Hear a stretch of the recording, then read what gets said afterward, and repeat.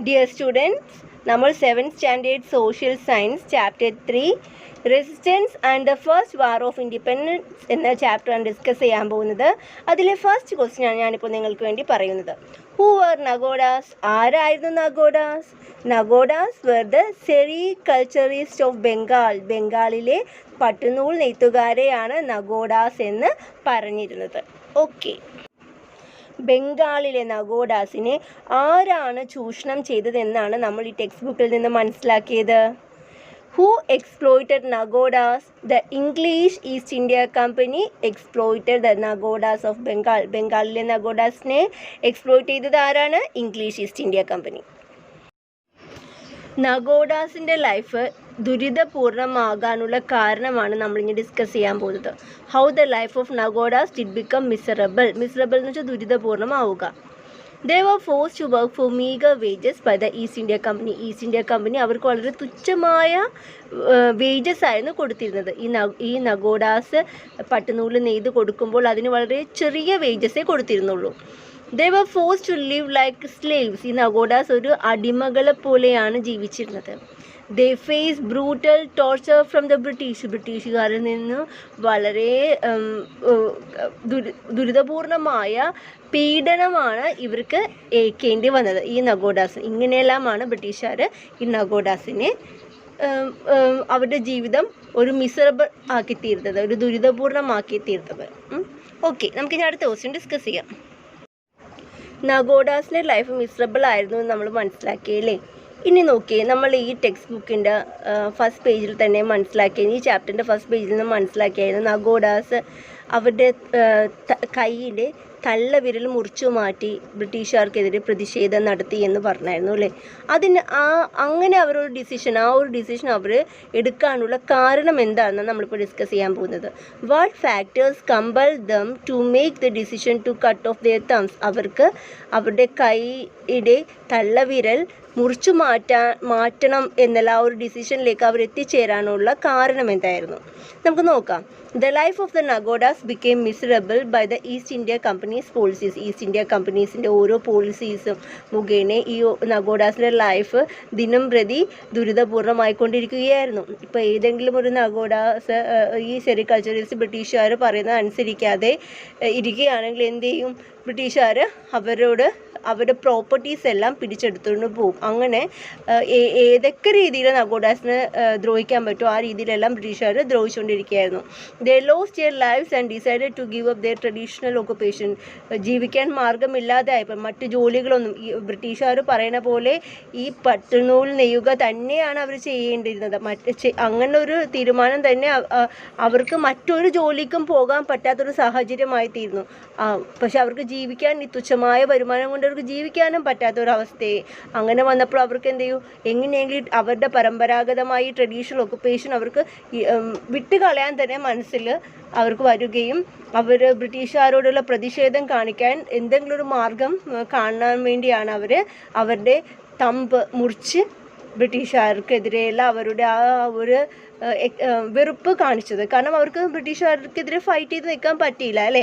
അപ്പോൾ as a protest against the company's brutal policies Nagodas cut off their thumbs. ബ്രിട്ടീഷുകാരോടുള്ള ആ ഒരു പ്രൊട്ടസ്റ്റ് കാണിക്കാൻ വേണ്ടിയാണ് അവർ അവരുടെ നഗോഡാസിൽ കുറച്ച് പേര് ഒന്നിച്ചു കൂടി അവരുടെ തമ്പ് മുറിച്ച് അവർക്കുള്ള ആ ഒരു വിയോജിപ്പ് പ്രതിഷേധം ബ്രിട്ടീഷുകാരോട് അവർ കാണിച്ചത്. ഓക്കെ, കയ്യിലെ തള്ളവിരലുണ്ടെങ്കിൽ മാത്രമല്ലേ അവർക്ക് അവരുടെ പട്ടുനൂലിൽ നന്നായിട്ട് നെയ്യാൻ സാധിക്കുകയുള്ളൂ. പക്ഷേ പട്ടുനൂലിൽ നെയ്യണമെങ്കിൽ ഈ തള്ളവിരലും, അതില്ലെങ്കിലോ അവർക്ക് അവരുടെ പരമ്പരാഗതമായ ആ ജോലി ചെയ്യാൻ സാധിക്കില്ല. അപ്പോൾ ബ്രിട്ടീഷുകാർ കമ്പൽ ചെയ്യുന്നത് പോലെ പട്ടുനൂലിൽ നെയ്യാൻ അവർക്ക് സാധിക്കില്ല. അപ്പോൾ ബ്രിട്ടീഷുകാരോടുള്ള ആ ഒരു പ്രതിഷേധം, ആ ഒരു പ്രൊട്ടസ്റ്റ് കാണിക്കാൻ വേണ്ടിയാണ് ഈ നഗോഡാസ് അവരുടെ തമ്പ് മുറിച്ചു മാറ്റിയത്. കാര്യം മനസ്സിലായല്ലോ എല്ലാവർക്കും? ഈ നഗോഡാസ് മാത്രമായിരുന്നു ബ്രിട്ടീഷുകാരുടെ ചൂഷണത്തിന് വിധേയമായത്? അല്ല, ബംഗാളിലെ മറ്റ് പല ട്രഡീഷണൽ ഒക്കുപ്പേഷൻസ് ചെയ്തിരുന്ന ആൾക്കാരും ബ്രിട്ടീഷുകാരുടെ എക്സ്പ്ലോയിറ്റേഷന് വിധേയമായിട്ടുണ്ട്. അപ്പോൾ നമ്മളത് ആരൊക്കെയാണെന്ന് നോക്കാൻ പോകുന്നത്. Who are exploited under the companies rule other than Nagodas.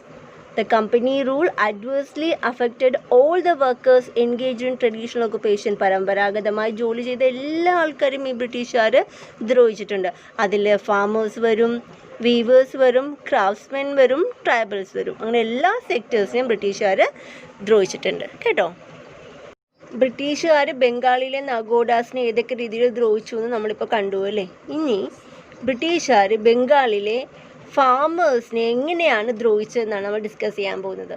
Agriculture sector, ബംഗാളിലെ അഗ്രികൾച്ചർ സെക്ടറിനെ എങ്ങനെയാണ് അവർ ഇല്ലാതാക്കിയത് എന്നാണ് നമ്മളിപ്പോൾ ഡിസ്കസ് ചെയ്യാൻ പോകുന്നത്.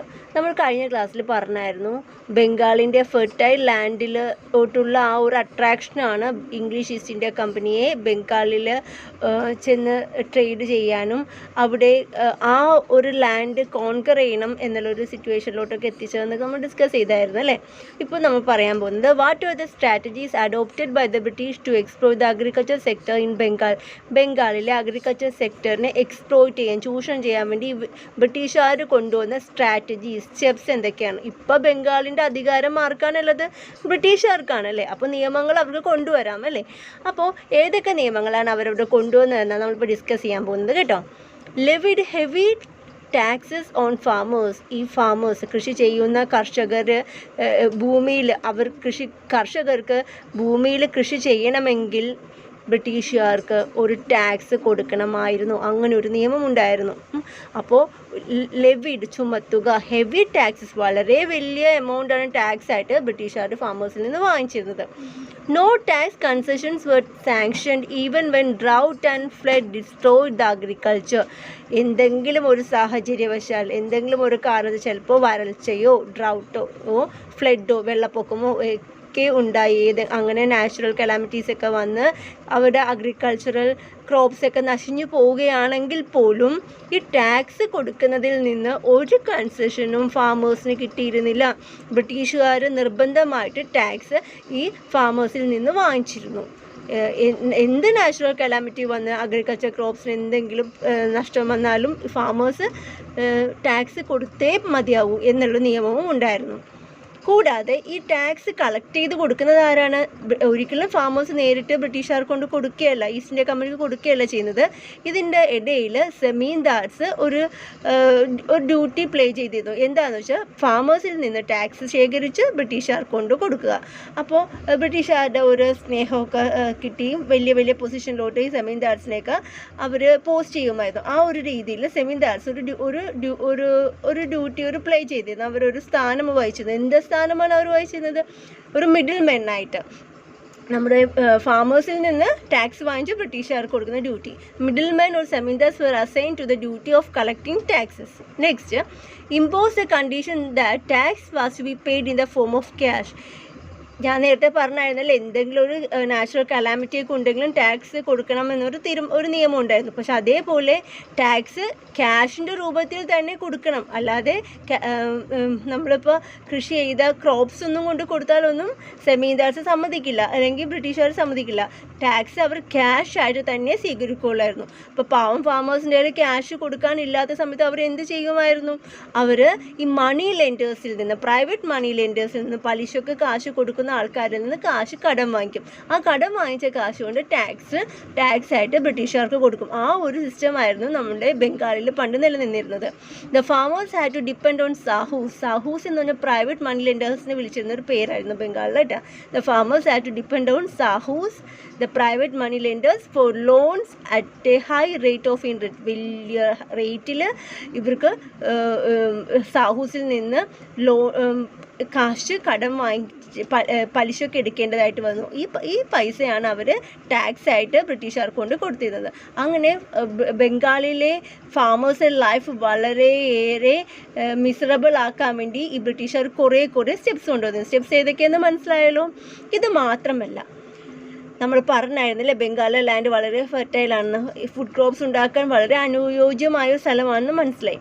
പക്ഷെ ബ്രിട്ടീഷുകാർ എന്ത് ചെയ്തു എന്നറിയാമോ? അവർ ഫുഡ് ക്രോപ്സിന് പകരം കൊമേഴ്ഷ്യൽ ക്രോപ്സ് അവിടെ കൾട്ടിവേറ്റ് ചെയ്യാൻ വേണ്ടി ഫാമേഴ്സിനെ ഫോഴ്സ് ചെയ്തു. കൊമേഴ്ഷ്യൽ ക്രോപ്സ് എന്ന് വെച്ചാൽ ക്യാഷ് ക്രോപ്സ്, നമുക്ക് ഭക്ഷണം കഴിക്കാൻ വേണ്ടി ഉൽപ്പാദിപ്പിക്കുന്ന ക്രോപ്സ് അല്ല, പക്ഷേ ഈ ക്രോപ്സ് വിറ്റ് പ്രോഫിറ്റ് ഉണ്ടാക്കാൻ പറ്റും.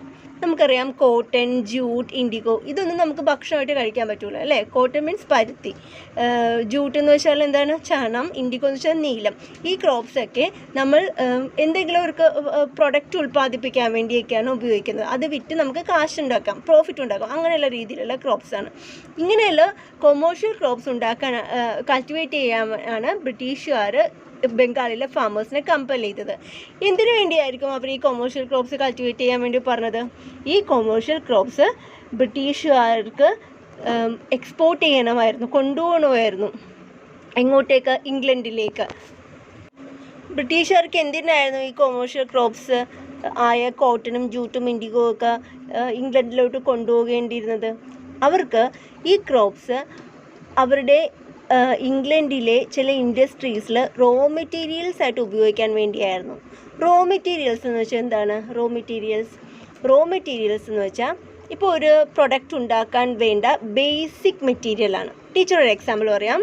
ടീച്ചർ ഇപ്പോൾ ഒരു മാംഗോ പിക്കിൾ മാനുഫാക്ചറിങ് കമ്പനി നടത്തുകയാണെന്ന് വെച്ചാൽ മാങ്ങ അച്ചാർ ഉണ്ടാക്കുന്ന ഒരു കമ്പനി ഞാൻ നടത്തുകയാണെന്ന് വെച്ചു.